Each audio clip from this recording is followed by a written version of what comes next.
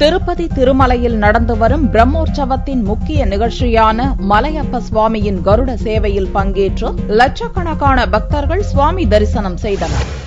ஆந்திர மாநிலம் திருப்பதி திருமலையில் வருடாந்திர பிரம்மோற்சவ விழா கோலாகலமாக நடந்து வருகிறது.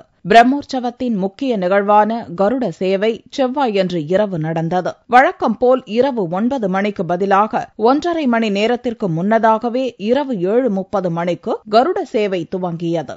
வைர வைடூரியம் உள்ளிட்ட பல கோடி ரூபாய் மதிப்புள்ள ஆபரணங்களுடன் வீதி உலா வந்த மலையப்ப சுவாமியை லட்சக்கணக்கான பக்தர்கள் தரிசித்தனர். கருட வாகனத்தில் எழுந்தருளிய மலையப்ப சுவாமிக்கு மூலவரான ஏழுமலையானுக்கு அணிவிக்கப்படும் அனைத்து ஆபரணங்களும் அணிவிக்கப்பட்டிருந்தன.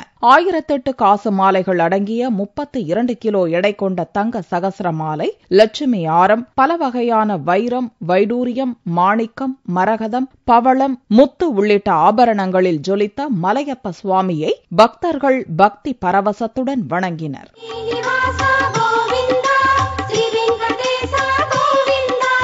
வராஹ நృసింహ கோவிந்த, வாமன பிருகுராம கோவிந்த, கோவிந்த ஹரி கோவிந்த, கோகுல நந்தன கோவிந்த.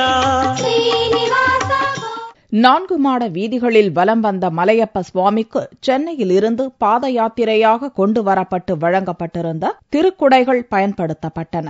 5ஆம் நாளில் நடந்த கருட சேவையை 5 லட்சத்திற்கும் மேற்பட்ட பக்தர்கள் தரிசனம் செய்தனர். செவ்வாயன்று மாலை கருட சேவையை காண பக்தர்கள் காத்திருந்த போது திருமலையில் திடீர் மழை கொட்டியது. இருந்தபோதும் கருட சேவையை காண பக்தர்கள் மழையில் நனைந்தபடியே காத்திருந்தனர். கருட சேவையை முன்னிட்டு வழக்கத்தை விட கூடுதலாக ஆயிரக்கணக்கான போலீசார் பாதுகாப்பு பணியில் ஈடுபட்டனர்.